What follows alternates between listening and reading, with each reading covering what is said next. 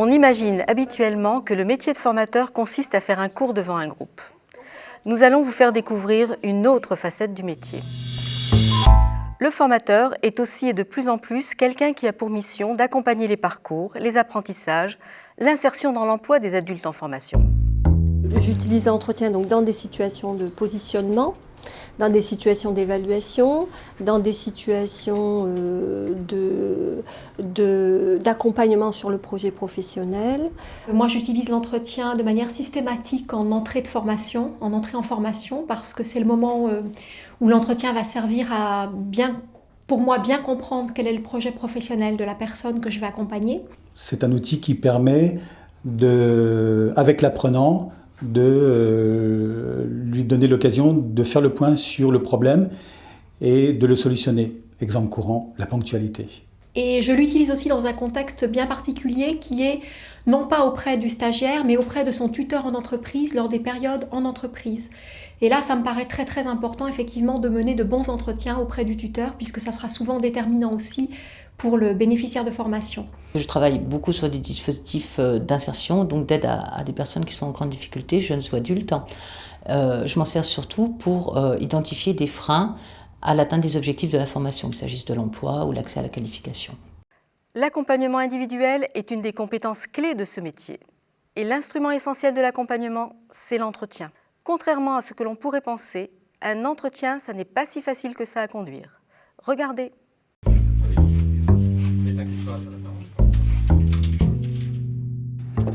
Bonjour Monsieur Dubontel. Bonjour Nicole, appelez-moi Lionel. Oui, bonjour Lionel. J'ai un problème que j'aimerais aborder avec vous. Je t'écoute Nicole. Non. Pourquoi? Ça te gêne? Salut.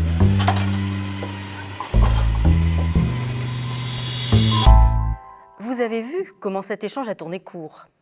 D'après vous, pourquoi? Parce qu'un entretien, ça ne se fait pas n'importe où. Il doit se passer dans un lieu où la personne peut s'exprimer librement et sans risque d'être dérangée. Premier repère, un entretien nécessite un cadre qui permet l'expression et garantit la confidentialité. Voilà, oui. Monsieur Dubontel, je voulais vous dire quelque chose. Ça concerne le travail que vous nous donnez, les recherches que je dois faire. Oui. Vous savez, le soir, j'ai des enfants à la maison, j'ai 3 petits-enfants. Mm-hmm. On est dans une seule pièce et je n'ai pas le temps. Pour certains bouquins, une fois, il y a le bol de mon petit qui tombe, une autre fois, il y a l'autre qui pleure. Je ne pourrai jamais vous rendre pour demain. Oui, mais Monsieur Dubontel, vous avez demandé pour demain. Qu'est-ce que je fais? Vous ne m'avez pas répondu. Vous avez remarqué que le formateur n'était pas disponible pour écouter l'interviewé et l'aider à résoudre son problème. Quand on est en entretien, il faut se donner le temps nécessaire. Deuxième repère, l'entretien, c'est du temps choisi et contractualisé.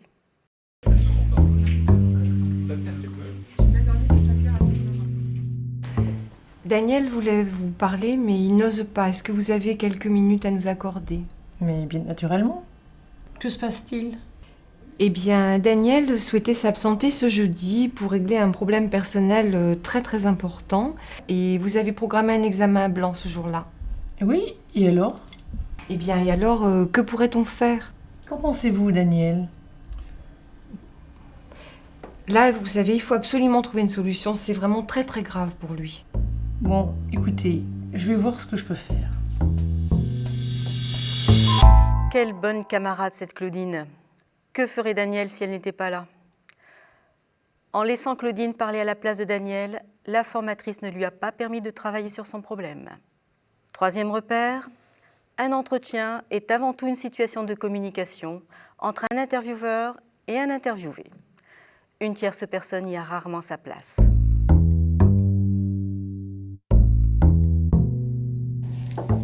Oui, entrez. Excusez-moi, je peux vous déranger un petit moment? Oui, asseyez-vous. Merci. Je suis venue vous voir parce que j'ai un petit problème. Je me sens très très mal dans le groupe. Vous vous sentez mal, mais à cause de quoi? Vous avez rien remarqué? Mais c'est à cause de ce Julien? Oui, justement, je sais plus comment faire. Bah, écoutez, vos histoires de cœur, ça ne me concerne pas. Désolé. Merci. Excusez-moi, au revoir. Au revoir. Voilà un formateur bien embarrassé par les histoires de cœur de sa stagiaire. En refusant d'écouter Nelly, peut-être est-il en train de passer à côté du véritable problème de celle-ci. Et à coup sûr, il renforce son malaise. 4e repère. Dans un entretien, on ne peut pas établir une relation de confiance si on commence par rejeter la problématique de la personne.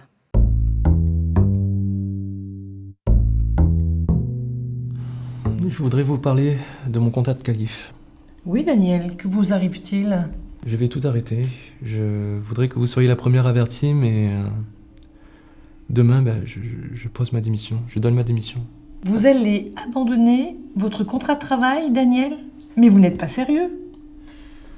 J'en peux plus. Je suis tellement fatigué et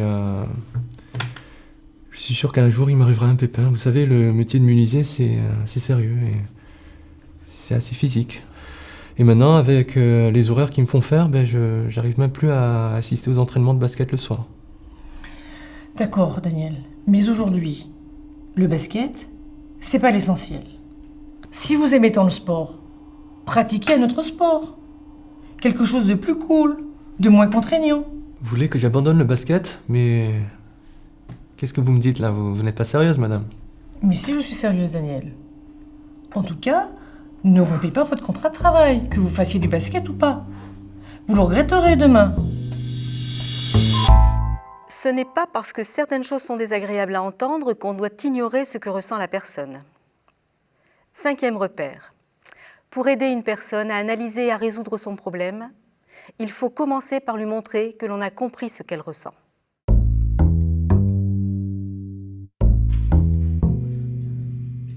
Bon, Claudine, je souhaitais vous parler de votre rapport de stage. Je m'en doutais qu'il n'était pas bon. Mais il ne s'agit pas de cela, Claudine. Il n'est pas si mauvais que ça. Vous savez, madame, écrire, pour moi, c'est une véritable torture.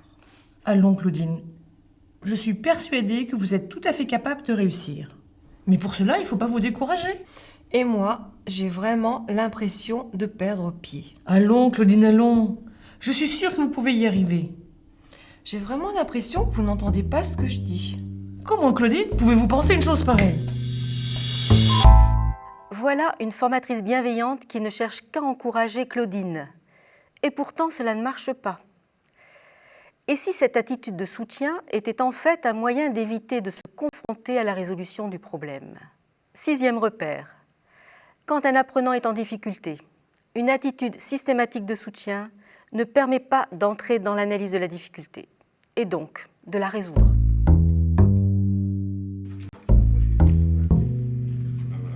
Bonjour Nelly. Bonjour. Savez-vous pourquoi je vous ai convoqué aujourd'hui? Non. Eh bien, vous perturbez le travail du groupe. Je perturbe, mais je vois pas en quoi. Je travaille seule et à mon propre rythme. Eh bien, justement, j'ai créé des groupes de travail. Vous êtes 4, vous devez travailler ensemble, et vos autres collègues m'ont signalé que vous ralentissez leur travail. Elles vous ont dit ça? Bah moi, elles m'ont rien dit. Croyez-vous que vous pouvez travailler toute seule en entreprise? Personne ne voudra vous recruter. Ce sera tout? Bah, écoutez, si ça vous suffit pas comme explication, on fera le point la semaine prochaine. Manifestement, Nelly cause bien des soucis à son formateur. Mais s'en rend-elle compte? En tout cas, les réactions de son formateur et le ton menaçant qu'il emploie ne permettront pas d'en savoir plus. 7e repère. Imposer son point de vue et dire à l'autre ce qu'il doit faire risque de produire des réactions de défense. Et de toute façon, ne permet pas d'analyser le problème.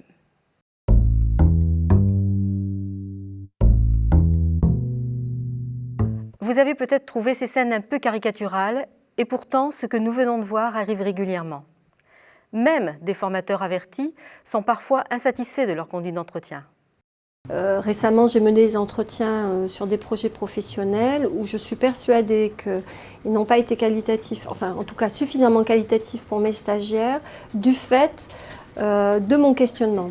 La demande du stagiaire est tellement forte de trouver une solution et on se laisse dépasser et on va tout de suite au conseil en se disant on est en train de reformuler mais en réalité on induit ce qu'on pense être bon pour lui ou bon pour elle.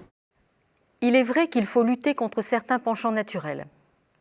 Croire qu'il suffit d'apporter son soutien à l'autre pour résoudre son problème. Je m'en doutais qu'il n'était pas bon. Mais il ne s'agit pas de cela, Claudine. Il n'est pas si mauvais que ça. Dire à l'autre ce que l'on croit être bon pour lui. Si vous aimez tant le sport, pratiquez un autre sport. Quelque chose de plus cool. Ramener à ses propres expériences les expériences de l'autre. Votre fille part en classe de neige? Oui. Ah, c'est drôle, la mienne aussi. Mais elle va où, la vôtre?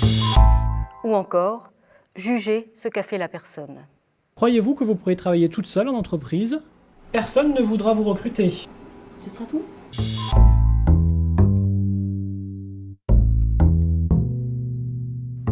Alors, conduire un entretien, c'est quoi? C'est choisir un lieu qui permette l'expression et respecte la confidentialité. C'est se mettre d'accord sur le temps, sur le thème, sur l'objectif. C'est aussi mettre en confiance son interlocuteur. Se centrer sur ce que dit l'interviewé. Mettre de côté son propre cadre de référence. J'essaye de m'améliorer dans ce domaine-là, de sortir de mon cas de référence, de ne pas induire, de ne pas conseiller trop vite, de résister à la pression de la demande, surtout dans les entretiens d'aide, et donc de reformuler vraiment. Voilà, de reformuler vraiment et de ne pas reformuler sous forme de conseil qui ferait que l'entretien tourne court et s'arrête. Par exemple, merci Laurence, bonne idée. J'avais beaucoup de doutes sur ma possibilité d'intégrer et de récupérer le retard. Et ma formatrice m'a encouragée, m'a montré mon potentiel et ça m'a vraiment apporté et j'ai été motivée pour continuer. L'entretien, c'est un moment agréable qui nous permet de faire le point, justement.